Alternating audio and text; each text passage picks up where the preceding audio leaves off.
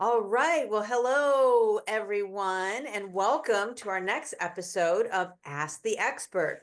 We're super excited today to have Jillian Warwick. She is a functional nutritionist and an integrative health practitioner, and she works very closely with us and many of our athletes. So, this is a special series. This is the first of 11 Ask the Expert episodes where we are going to be focusing on runners' health, performance, and recovery. And so we are going to have various experts joining us. And today we're really going to be hitting some topics about nutrition. We actually went to many of our runners and asked them what topics are most important to them.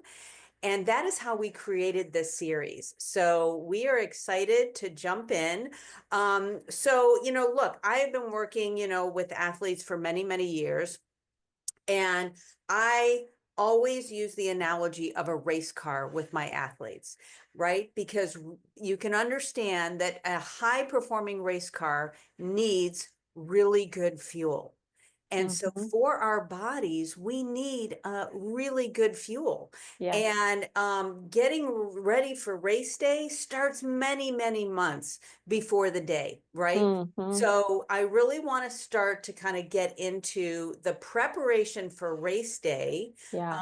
and get your insight on, nutrition and tips of how we can really help our runners perform their best on race day. Yeah. Well, and I had to, I have all my notes and I'm sure I'll be referencing them, but it's so funny. You brought up a couple things that were like the top of my list of notes today. It was like, first of all, it starts in advance, Yeah. but I did write down for those who are watching shortly after we do this or during that it's not too late. If you're doing Run Fest, for instance, we still have time to like get your body optimized Yes. nutritionally. So I'll say that up front. It's not too late. I mean, it can take a Yes. couple weeks. You can actually do this in a couple weeks. So you've got over a month at this point, right? Yes. So the other thing you brought up was so interesting to me is that I use the analogy of logs versus like kindling. So when you're burning a fire, Mm. you want logs because they're big, they're going to keep going, and that's a different type of input and fuel than if you have kindling and it's just burning up real quick. And you're kind of, so when I say that, what I mean is, are you a sugar burner or are you a fat burner? So Ooh. sugar is the kindling that just goes really fast and oh my goodness, and it's gone. And then logs are like burning fat. So we don't have to, and this is not just about being keto. Like we don't have to be keto every day, all day. I don't actually think that's a good idea. I don't like the keto diet, to be honest, for most people. But you can do almost like a reset, a keto reset, if you will. And there's a book by Mark Sisson, who is a high level athlete, and a lot of people watching this might know who he is. He's a big deal. But he wrote a book called The Keto Reset Diet that actually does help someone kind of like walk themselves through. And he is such an amazing athlete that he knows what he's doing.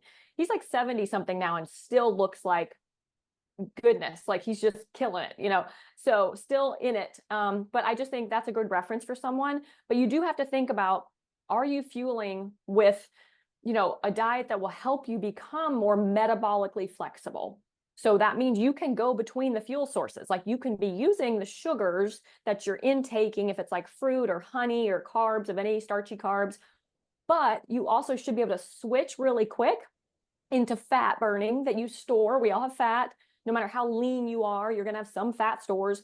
Your glycogen will also help you in the moment. But once we get through that glycogen in a race, that's why people bonk, because they're Yeah. like, oh my gosh, I can't switch into this fat burning mode. And, Yes. so ketones are hot still somewhat. People take supplemental ketones, totally fine. I do as well sometimes. I took some today, actually, so my brain's a little happier. But it's not something where we need to like necessarily just be chugging ketone drinks, we should be able to flip and, into that when we need it. So yeah, I mean, to back up, because I know I kind of went on a little rant there. When we think about how to make our diet work for us and we're, wanting to become metabolically flexible, the first thing is really going to make sure your protein's on point, because Right. that's, important for like everything, your muscles, your immune system, your gut. And so, protein, protein, protein. I've said that before. I'll say it 1,000 times. And if people don't know, it's like 0.8 grams to 1.2 grams per pound of ideal body weight is where we want to be. Okay. So we got to get that locked in first. Then we can build around that. Like, let's say you're training, using carbs strategically. So we don't need to be, pounding bowls of rice and sweet potatoes all day with our meals if we're not in this active state. But it can be helpful to either front load them or kind of replete glycogen after, and then you're filling in with fat. Fat does not need to be the focus. It's just obviously healthy fats in whole food forms, filling in. And I like to give people a little bit of a runway of like, where are we starting with this? So macros, we talked about the protein grams. So fats, I like people to try around 50% of, so if I'm eating 120 grams of protein a day, I want about 60 grams of fat, maybe 70 to 75. That's a good, because I think a lot of athletes track, which I kind of think we should be if we're really high performers. And so that's where to go with it. Now, like I said, carbs, everyone's different. They've actually had some really great studies come out where people used to think you had to have like a lot of carbs if you were a high charging athlete. Right. No, you do not. It has been disproven, thank goodness. So you don't need to be sucking down like all of the gels during your training sessions every time if you can, again, become more metabolically flexible. So Yes. yeah. Yeah, very, very true. And, the other piece is about gut health, right? So talk a little bit about gut health, our absorption, Yes. how we utilize all these nutrients and Yeah. how that plays a role Yeah. in our athletic performance. Yeah. And as you know, that's like something I work on heavily with people up front. Yes. It's like, we'll dial in your nutrition. I can give you lots of specifics, help you tailor your diet. But if your gut's a mess, it's going to be real tough to perform the way you want to perform, if nothing else. Obviously you can have symptoms, but gut health, I mean, like you said, it's like, are we absorbing our nutrition? And some people come to me and they say, I don't really have symptoms. I don't think. I feel okay. And then we dig deeper and I'm like, well, how many bowel movements a day are you having? And they're like, oh, I just go every few days. I'm like, okay, that's a problem. Yes. Or they say, well, I'm okay if I avoid certain foods. It's like, well, that's not good either. Like sure, I think there's certain foods that are always going to be a problem for people, highly processed, let's say, ultra processed. But if you can't eat certain things that are like natural whole foods without having a symptom and you have to avoid them, that's a symptom that tells us something is happening. And that actually is interesting too, Lisa, because we think about symptoms of gut problems as just our gut, like our tummy, our upper GI or our belly or whatever. Honestly, there are more symptoms gut related that aren't in your gut than people realize. So for instance, joint pain, huge symptom of gut dysfunction, huge. Headaches, another big one, sleep issues, recovery problems, like you name it, skin things, Again, all of that is like gut. Yeah. So if you deal with like, I'm just thinking about athletes a lot right now. It's like if you deal with, not to be weird because I talk poop all day, so who cares, right? But for instance, people say TMI. I'm like, there is no TMI with me. But like, if you're getting vaginal yeast infections often, if you're getting athlete's foot or jock itch or any of that, or dandruff, or like all of that is yeast, good point. fungal. That's a gut thing. It's all gut. So yeah, just in general, but I do want to kind of pivot into the fact that, there are things to be mindful of around training with your gut, because as you probably know and see, and I've been an athlete my whole life, if we push too hard in our training, we get gut symptoms a lot of times. Like, people get like the loose bowels, the bloating when they're running a lot, there's a lot of that happens. And, we do have to be mindful of kind of what we're putting in our body while we're in a hard training phase, let's call it season. And what I like to do is give people this like template so that they have it while they're training, but it's not a forever thing. It's not a diet forever. So what I mean by that is there's something called FODMAPs, and you probably have heard of that. And some people might have heard the term. And unfortunately, it's kind of given out like this diet to do if you have gut problems, if you go to like a gastroenterologist or even a functional provider like myself, and it's a Band-Aid. So it's not getting to the root cause of anything. If you can't tolerate them, there's a deeper issue. But I do want to say, while you're training, or maybe right before your race or whatever it might be, you can minimize them to help feel better. So FODMAP, for everyone who doesn't know, I'm going to read this off my notes because I can never otherwise say it. It's fermentable, oligo, mono, saccharides, and polyols. So that's a mouthful. Say that 5 times real fast. Right. I'm like, that's why we use the word FODMAP is the term. But basically what they are in they're in foods. These are like sugars that are in foods, like naturally occurring. And they end up, because of the sugar content, some people can't digest them. And if, again, back to the gut, but when you can't digest them, they sit there and feed bacterial overgrowths and fungal overgrowths Mm. and just mess up your whole gut balance. So you can definitely have like bloating, cramping, gas, constipation, diarrhea, any of that. And like I said before, it can affect you outside of the gut. So you might have fatigue or headaches or brain fog, things like that, because we have that gut brain axis, right? So I just like to say you might want to think about being mindful of those and limiting them during certain time frames. And just to kind of really give a bulleted list of like what FODMAPs to watch out for. They're going to be high in fruit, honey, and agave, which I know a lot of athletes use things that have that in there for like fueling themselves. Another thing is beans and lentils. I mean, they're great fiber, but you know, they can really cause a lot of, and I think we've all had that, like, it's like, what is it? The musical fruit, the more you eat, the more you poot. So wheat, onions, and cabbage, that's another group. And I'm honestly not a proponent of people eating wheat very often anyway, because it is damaging to the gut. We've seen that in research.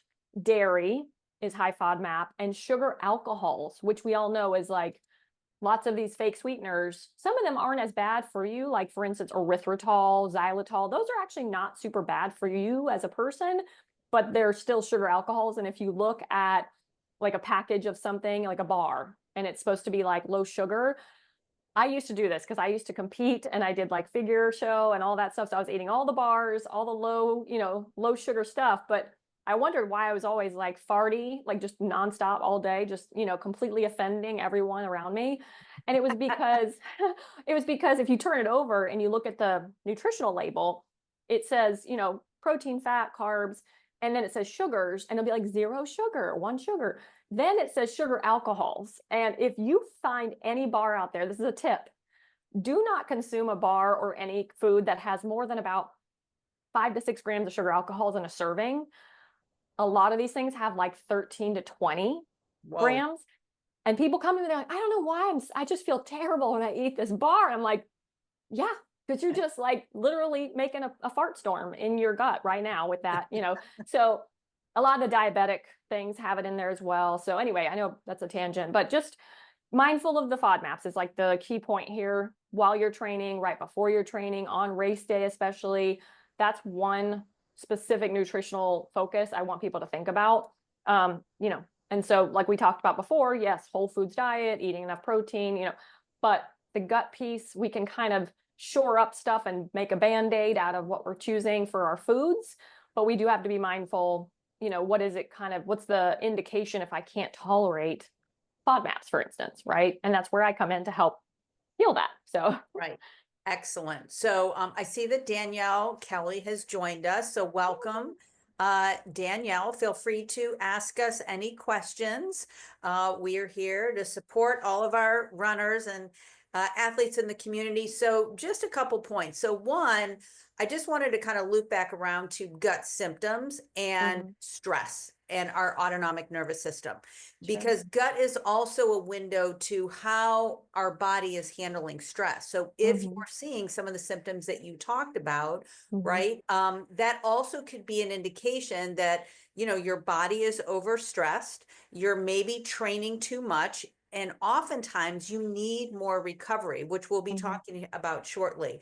But just kind of keep those things in mind, that, your gut symptoms or how you're feeling, headaches, some of these things also just might mean you're overstressing. And athletes push and they train very hard. I always say train hard, but recover harder. So good. I love that. Yeah. it's really, really important, to think about that. So then the other piece, just real quick before we move on to the next topic, is what are some alternatives to fuel?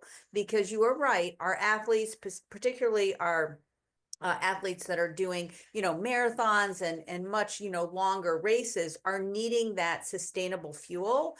And so do you have any ideas for just alternatives? Just so I'm clear, alternatives as in, what are we So trying to? instead of gels Oh, or, yeah. Oh, yeah. bananas and, Yeah. things like that, our Yes. athletes, probably have been using for years. Yeah. And Right. yes. Well, and again, this kind of comes back to retraining your body to get in a more fat burning mode, first of all, right? But let's say we're at the end of our rope and we have no training time left to like fix that problem up front before a race, let's say.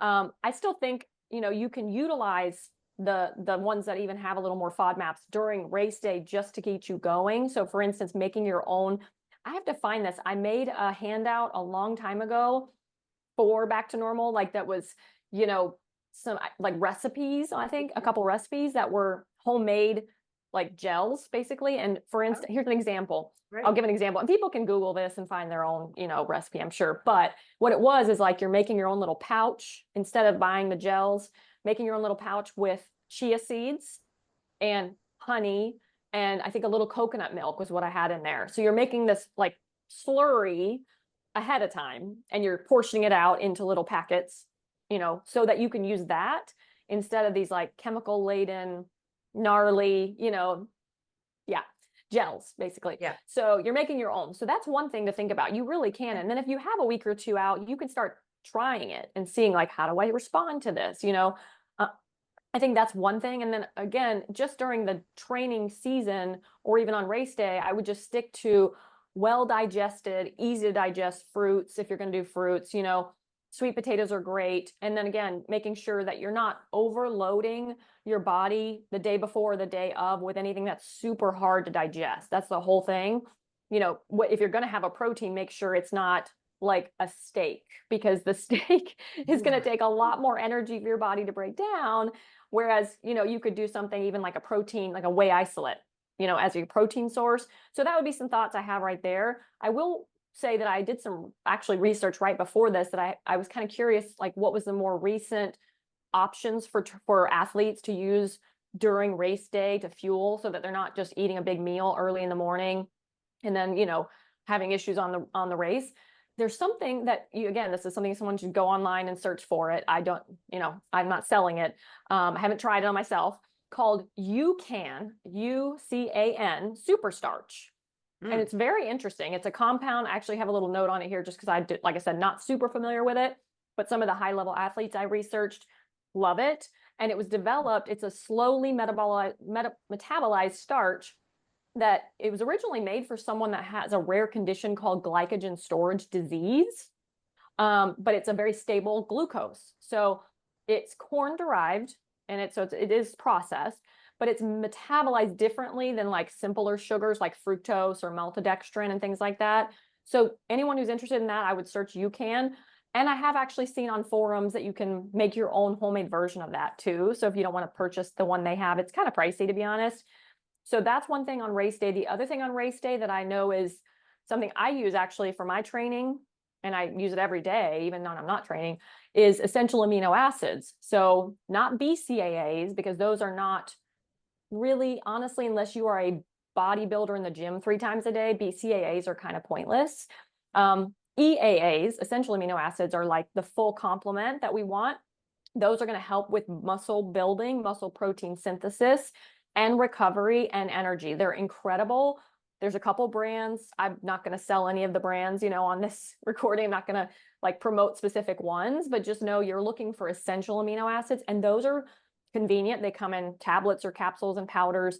You could also utilize those. I would highly recommend that on race day, but also during your training. So Okay, so you bring up some great points. And so I want to just reiterate one thing. When I was on the tour, and that was the professional women's tennis tour, which is not running, which was tennis, but still working with athletes, one of the things that I saw was, and that we learned, is that before you get to race day or the day of a tournament or your sport, you need to have tried and experimented with foods, with sports drinks, with different supplements and things that that you feel you want to be using on race day. yeah, Never ever recommend that you start something new the day before or even the week before Mm-hmm. and on race day. Yeah. This is something that I think working with an expert like yourself,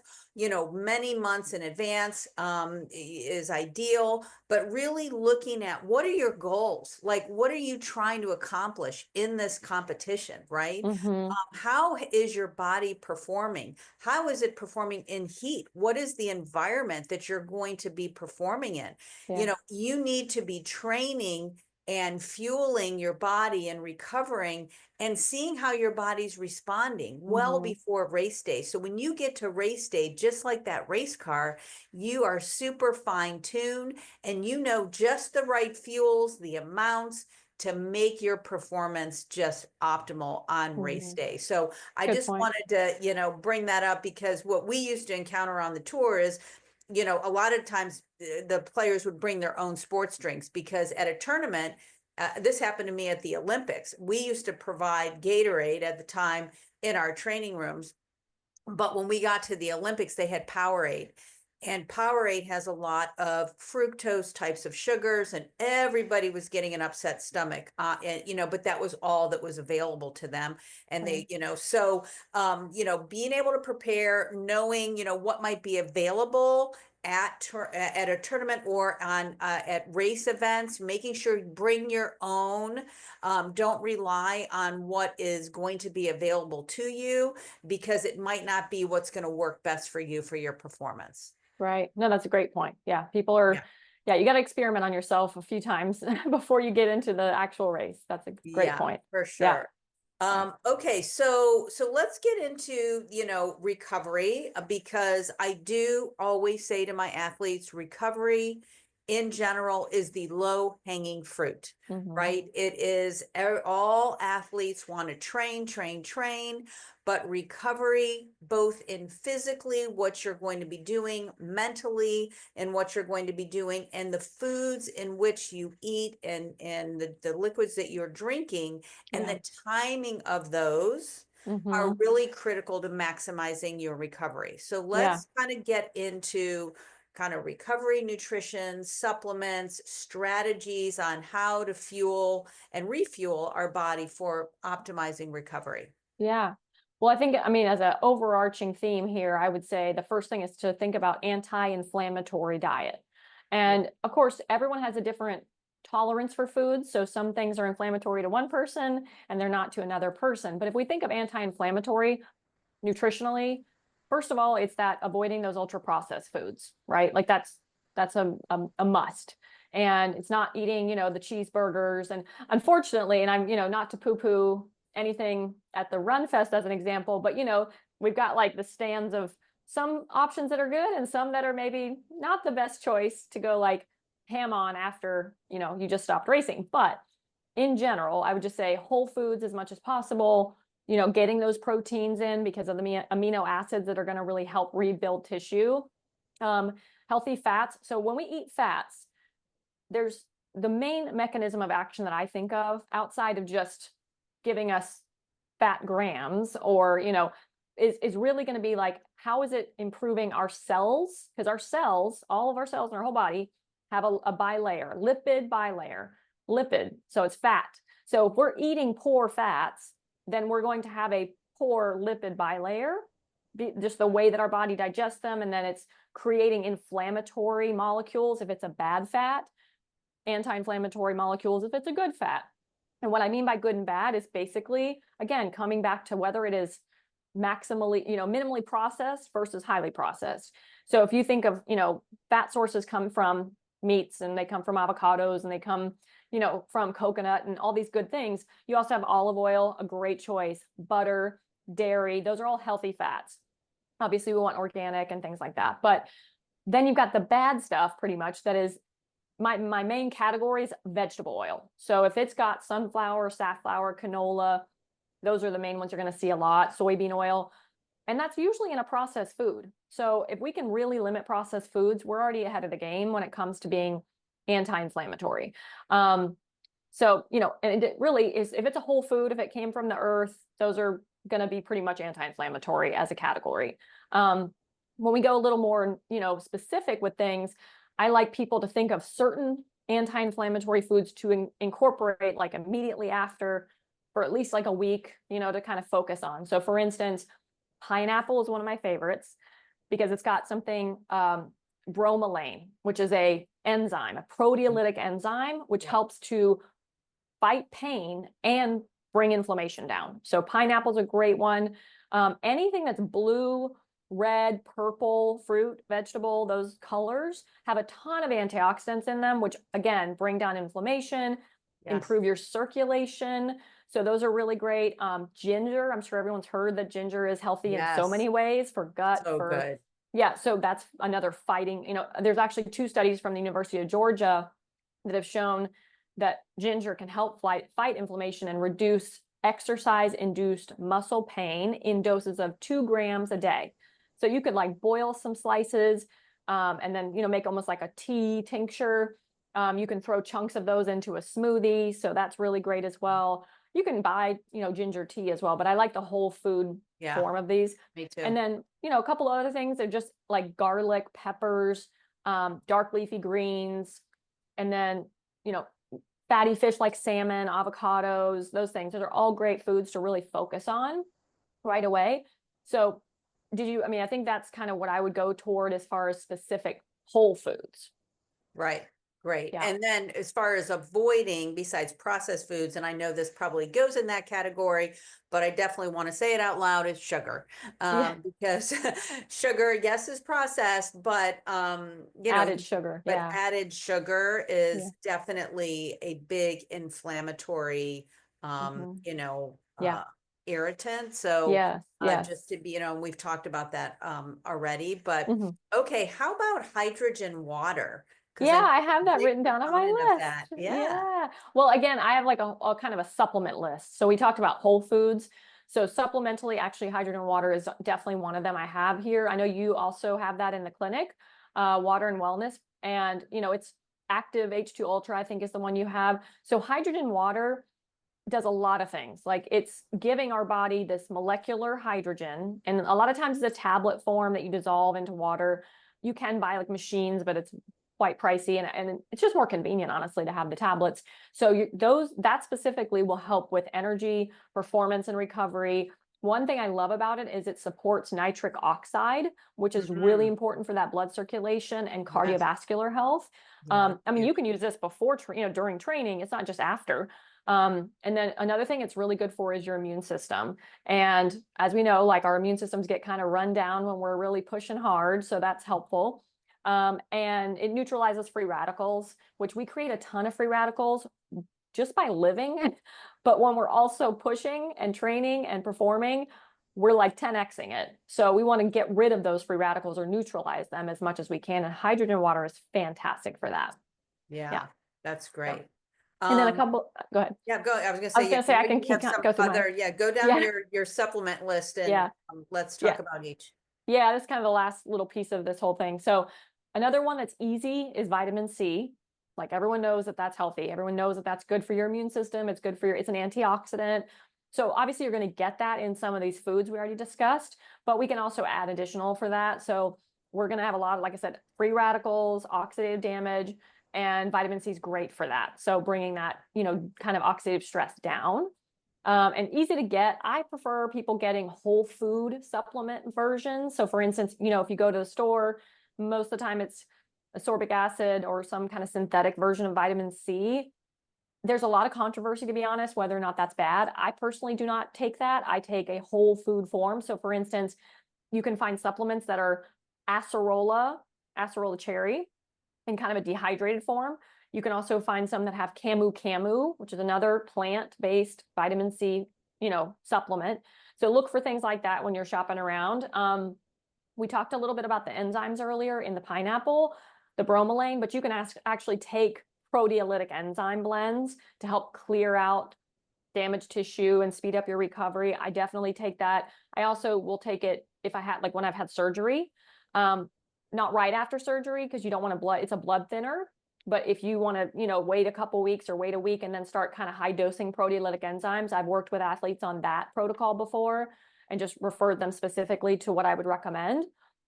Amino acids we talked about, the essential amino acids, incredible to just keep on that. Fish oil is another one. As everyone knows, it's anti-inflammatory, but I always want to say it's worse to take a bad fish oil than not to take one. So don't just go to your Costco, Yes. GNC, whomever, So true. get one. It's literally and I just want to explain for people why. Fish oil is very unstable. It's an unstable molecule. And when they process it from a fish, it gets exposed to light and air and, heat. So if that happens, it literally makes that fish oil rancid, which then is actually it's almost like putting vegetable oil in your body. So we don't want that. We have to make sure we vet the companies. And again, this is what I do with people one-on-one. So if anyone wants like specifics, just, reach out. And I can help guide you on what to look for, what brands, but that's a great, good fish oil is amazing for more than just recovery, but heart health, lipids, et cetera, and brain health.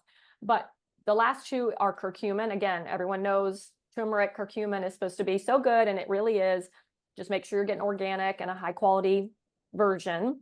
And then the last thing is magnesium. Again, everyone knows that one, but we're in a stress time, which I've not seen a blood lab that I've run on someone that they had like sufficient magnesium stores. So, and they're not even athletes necessarily. So just know you're burning through that in any stress state, and taking magnesium replenishes the loss. It helps with muscle fatigue. It helps with cramping and mineral imbalances. Also super important for hormone detox in your liver. But I like people to look at like glycinate, magnesium glycinate, or malate is really great for muscles. So those are my like tops that people can consider working in. Yeah. And I know, and aminos being, super important, and protein as well, post within 30 minutes, right? Some of these types of supplements, the timing of those Yeah. within 30 minutes to fuel your muscle, because you're really, putting a lot of stress in, and inflammation into the muscle. So Yeah. I know the I'll timing of that is important. Yeah, no, I love that you brought that up because I totally did not touch on that. But I do want to say, and I'm just going to put my stake on this and I'll continue to, and this is kind of a pun actually, animal protein. I didn't even mean to make that stake and pun, but animal protein, I'm sorry, the plant proteins are not doing it because, and we're talking about a shake right now or powder, but you want the whey isolates. You want that because it is only going to give, that's the only form that's going to give you something called leucine in a certain threshold to help you trigger muscle protein synthesis, which is then going to repair. So I don't want to like turn anyone off here, but at the same time, I'm a research-based person, and plant proteins do not have that leucine. So you have to have that if you want it to do the most work for you. So just had to put that little piece in there. Yeah, no, and I think, because I know we talked about, if anybody wants to learn more about protein, we did a whole segment on that not too long ago. Well, this has been super awesome and very hopefully helpful to our athletes. And we'll go ahead and we'll put a link out to this, and definitely our RunFest community will be sending that out. And we'll also be offering a 15-minute, free consultation for any of our runners who want to just kind of chat with you, see how you might be able to help them. Yeah, whether it's prepping or recovering. Yeah, totally. Absolutely. So I appreciate your time, and thanks for sharing all your insights. Yeah, thank you for having me. It was nice to be here. All right. Bye.